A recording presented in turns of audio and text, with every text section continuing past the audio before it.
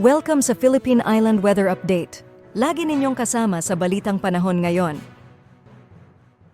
Patuloy pa nga rin ang epekto ng shear line. Ito yung salubungan ng malamig na hangin galing northeast at mainit na hangin galing silangan. Ito sa kasalukuyan ang nakakaapekto sa silangang bahagi ng Central at Southern Luzon.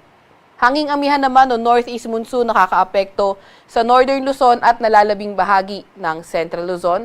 At easterlies, yung mainit na hangin galing karagatang Pasipiko nakakaapekto sa nalalabing bahagi ng ating bansa. Patuloy pa nga rin yung pagdala ng shear line ng maulap na papawirin, mga kalat-kalat na pag-ulan at pulupulong mga thunderstorm sa Metro Manila, Laguna, Rizal, Quezon, sa may Bulacan area, pati na rin sa Nueva Ecija, Aurora, Camarines Norte, Camarines Sur, pati na rin sa may Catanduanes.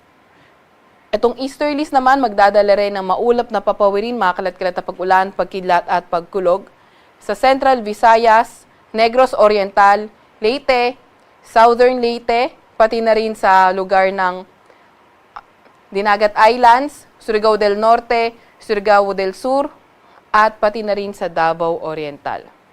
Amihan naman o northeast monsoon magdadala rin ng mga paulan sa Cagayan Valley, Apayao, Kalinga, Mountain Province at Ifugao. Kaya yung ating mga kababayan, lalo na yung mga inuulan ng mga nakaraang araw pa, ay pinag-iingat nga natin sa mga banta ng pagbaha o hindi kaya pagguho ng lupa. Mas magandang panahon sa nalalabing bahagi ng ating bansa kung saan sa Ilocos Region at nalalabing bahagi ng Central Luzon, mga may hinang pag-ulan ang inaasahan natin at sa nalalabing bahagi ng bansa, mga tsansa naman ng mga localized thunderstorms ang posible.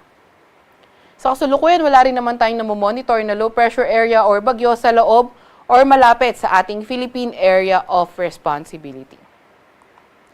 Meron din tayong nilalabas na weather advisories o inaasahan natin ngayong araw hanggang bukas ng hapon, heavy to intense na mga pag-ulan sa Quezon. So 100 to 200 millimeters of rain yung posible. So kapag naka-heavy to intense tayo, numerous flooding events likely sa mga lugar na urbanized, low-lying o kaya sa mga malalapit sa river.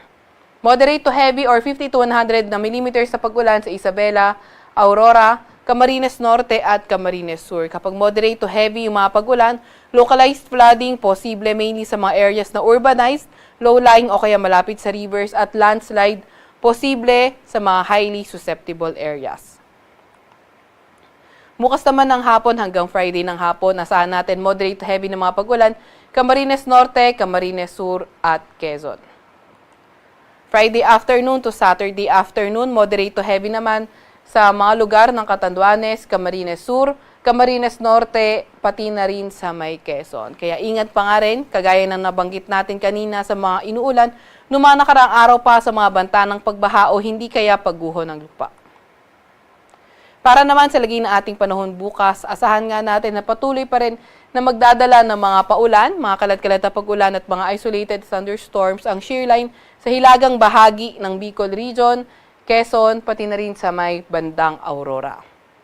Northeast monsoon naman ang nakikita natin magdadala ng mga paulan sa Cagayan Valley, pati na rin sa silangang bahagi ng Cordillera Administrative Region. Sa nalalabing bahagi naman ng Ilocos Region at nalalabing bahagi ng Central Luzon, mas magandang panahon kung saan may mga tsansa lang na may hinang pag-ulan at sa Metro Manila at nalalabing bahagi ng Luzon, mga tsansa naman ng mga localized thunderstorms posible.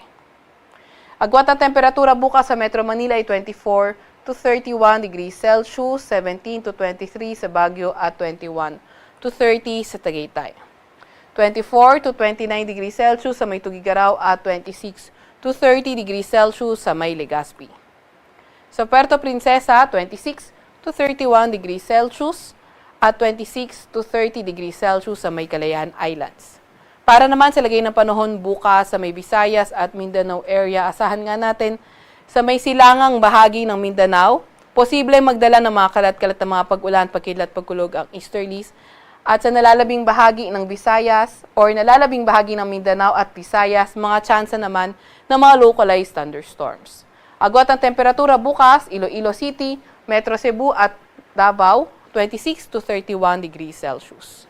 26 to 32 degrees Celsius sa may Tacloban, 26 to 33 degrees Celsius naman sa may Zamboanga. Wala pa rin naman tayong nakataas na gale warning sa kahit na anong dagat baybayin ng ating bansa. Pero ingat pa nga rin sa papalaot sa dagat baybayin ng Northern Luzon at silangang bahagi ng ating bansa dahil magiging katamtaman hanggang sa maalon ang karagatan.